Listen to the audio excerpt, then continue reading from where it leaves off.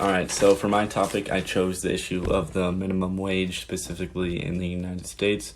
Currently, the minimum wage set by the federal government is $7.25 per hour, but this number varies from $5.25 in states like Georgia and Wyoming to Washington, D.C., where the minimum wage is $15.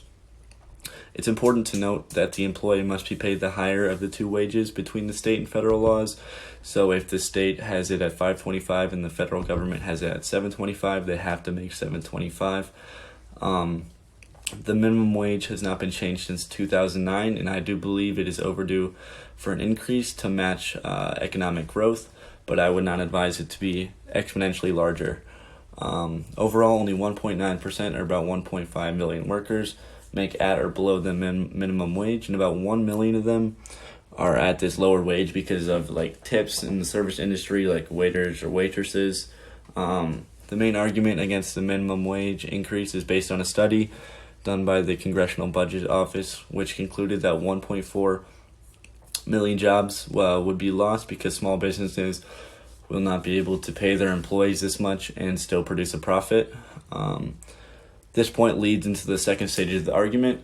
If employers cannot afford to pay their employees' wages, what will they do to compensate? It's a logical solution. I mean, they'll have to raise the prices of goods and services. This isn't disputed on either side of the debate. Of course, none of these studies are going to be completely accurate because you can't pin down loss of jobs and increases in prices to a decimal point.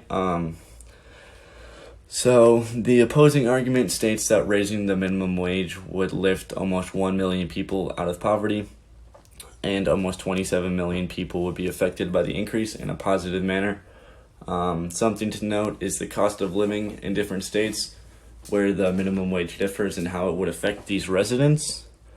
So the church sees this as a grave injustice to not give someone a just wage, and the church believes that a just wage is a wage that must not be below the level of subsistence, which is basically the condition of basic living. And the Catholic Church clearly states that all people have the right to life and to secure the basic necessities of life, such as food, clothing, shelter, education, economic security, and other stuff. All people have the right to an economic initiative, to productive work, to wages and benefits, to decent working conditions, as well as to organize and join unions or other associations. The church also believes that supporting policies and institutions that create decent jobs, pay just wages, and support family formation and stability will also honor the dignity of workers.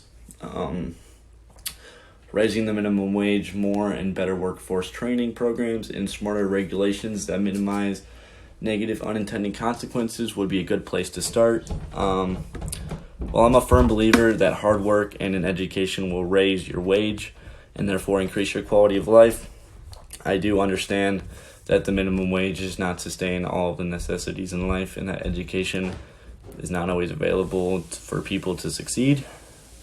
I do believe that it is possible for the minimum wage to support a person living on their own with no other expenses, but for people with families and other commitments, this is simply not possible, no matter the amount of hours you work.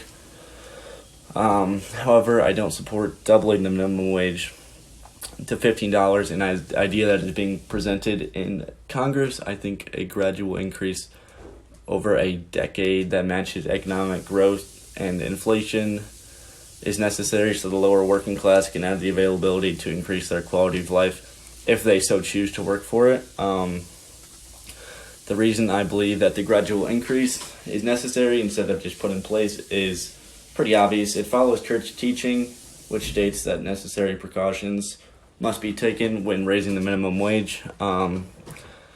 This period of time would allow employers and small businesses to adjust their prices proportionally and prepare themselves for the increased wages.